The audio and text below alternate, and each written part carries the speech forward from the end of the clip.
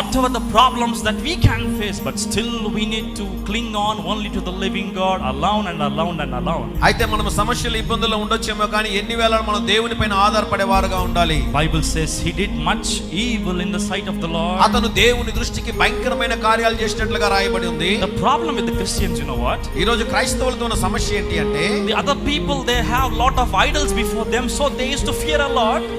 మీరు గమనించండి, అన్యులకి చాలా విగ్రహాలు ఉంటాయి కాబట్టి వాటిని చూసినప్పుడు వీళ్ళు భయపడతా ఉంటారు. Christians, they will not have any sort of idols in front of them. అయితే క్రైస్తవులు వారి ముందు ఎటువంటి విగ్రహాలు లేవు కాబట్టి మీరు ఆలోచన చేయండి, they can do whatever they want. వారు ఏం కావాలంటే అవి చేస్తా ఉంటారు. They claim themselves saying, who is watching me? క్రైస్తవులు ఏమంటారంటే, హైందవులు అయితే వారి ముందున్న విగ్రహాలను చూసి భయపడతారు, కానీ క్రైస్తవులు మన ముందు ఏమీ లేదు కదా, మనం భయపడాల్సిన అవసరం ఏముంది అంటుంటారు. I used to say one thing here and there every time I go. అయితే నేను ఎక్కడికి వెళ్ళినా ఈ మాటను ఎప్పుడు చెప్తుంటానండి, our God is not watching from the north or south or east and west. మన దేవుడు ఉత్తరము దక్షిణము తూర్పు పడమర చూసేటటువంటి దేవుడు మాత్రమే కాదు. We can lock our doors. మనము తలుపులన్నీ మూసేసుకున్నా కూడా, we can be inside the house or the bed. మనము ఇంటి లోపలికి వెళ్ళిపోయి ఎవరు కనబడకుండా ఉన్నా కూడా, we can do evil.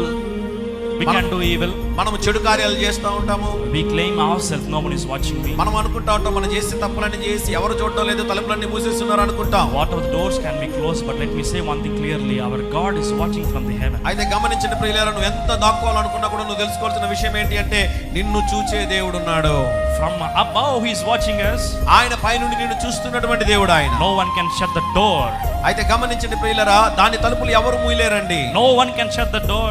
ఎవరు ఆ తలుపులు మూయలేరు. it can be the roof, it can be the POP, whatever it is. ఒకవేళ ఏది నువ్వు కప్పుకొని ఉన్నా కూడా నువ్వు కనబడకుండా దేవునికి ఉండలేవు. whatever technology we may have, ఒకవేళ ఎటువంటి టెక్నాలజీ మీరు వాడుతున్న వారైనా కూడా, none can stop watching God. అయితే దేవునికి రహస్యంగా నువ్వు ఏది చేసినా కూడా దాన్ని మరుగుపరచలేవు. this morning God is speaking to us personally. ఈ ఉదయకాల సమయంలో దేవుడు మనతో వ్యక్తిగతంగా మాట్లాడుతున్నాడు. మనుష్య did everything evil in the sight of the Lord. మనుష్య దేవుని దృష్టికి అనేకమైనటువంటి భయంకరమైన కార్యాలు చేశాడండి. if you are doing, if anyone is doing right here to this morning, ఈ ఉదయకాల సమయంలో మనం కూడా మనుష్య వలె దేవునికి ఇష్టలేని కార్యాలు చేస్తున్న వారముగా ఉంటే, ఇక్కడ let's ask forgiveness to God. దేవుని క్షమించమని మనం అడగాల్సినటువంటి సందర్భము. set our house in order.